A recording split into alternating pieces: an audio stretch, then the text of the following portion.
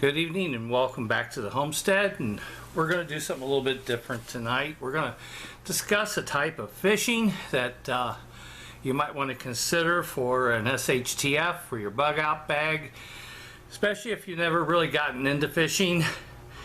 And what we're going to talk about is the use of hand lines. And I have two different hand line reels here.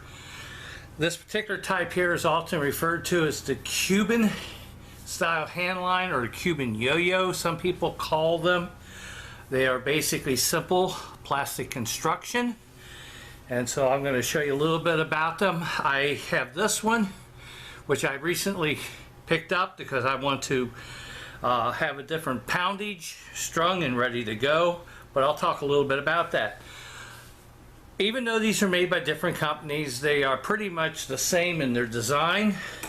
They're one-piece construction, which, as far as survival is concerned, I like things that are, as one person puts it, bulletproof. There's nothing on these things that can really break unless you would run over it with a truck. And even then, it might still find itself usable. I'm sorry. But here's the reel itself. You're looking at it from the side. You notice there are two different tapers. This one's kind of flat, and then it tapes down from there. The other one is a complete taper out. This is actually the front of the reel. This is the back. Now we'll look at the front. You can see there is a secondary rim here. This is where you actually would hold it with your fingers, like this.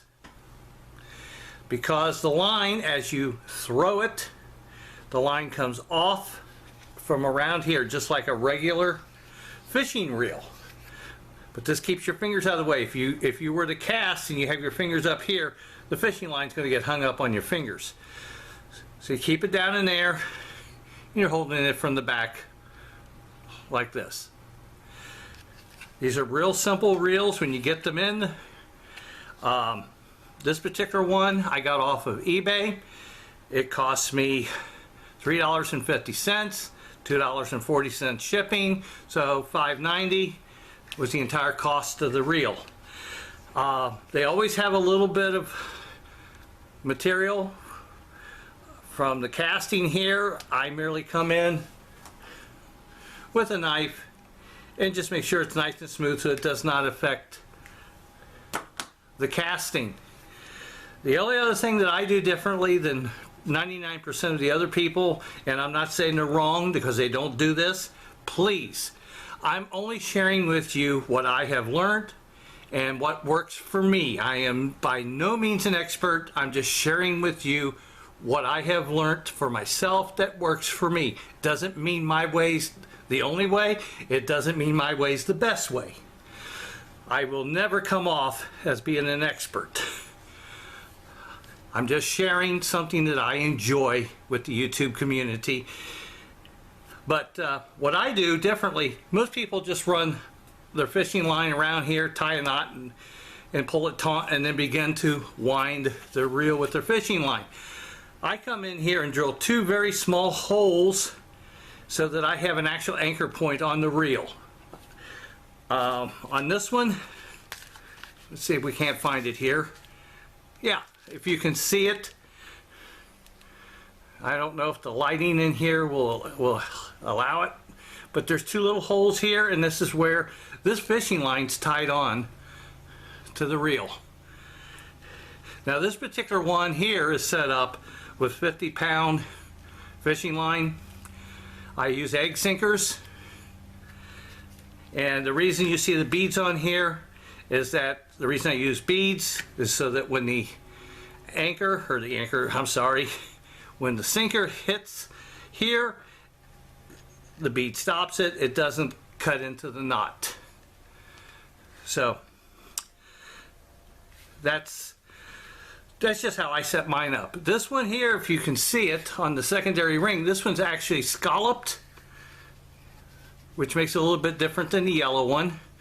I have different colors, that way I know what poundage I have on mine. I've seen people that will buy all the same color, come in with a magic marker and then just marking here what's going to be on this. This is going to be a 20-pound test reel here. But these are great. Hand lines won't fail you. Unlike a fishing pole, it won't break. The guides on it won't break. Fishing reels which have bearings on them won't go bad. They're an excellent way of fishing in a survival situation with live bait. If you enjoy fishing with rod and reel, please go ahead and do that. But I'm just sharing this with you. I grew up with a rod and reel, and then when I went off to South America as a missionary, that's when I was introduced to hand fishing. And even this type of a reel can be found on the Amazon. Plus some of the ones that the natives make down there is a little bit different. But in South America, even the professional market fishermen use hand lines. Very, very few people in South America, except for the coastal fishermen,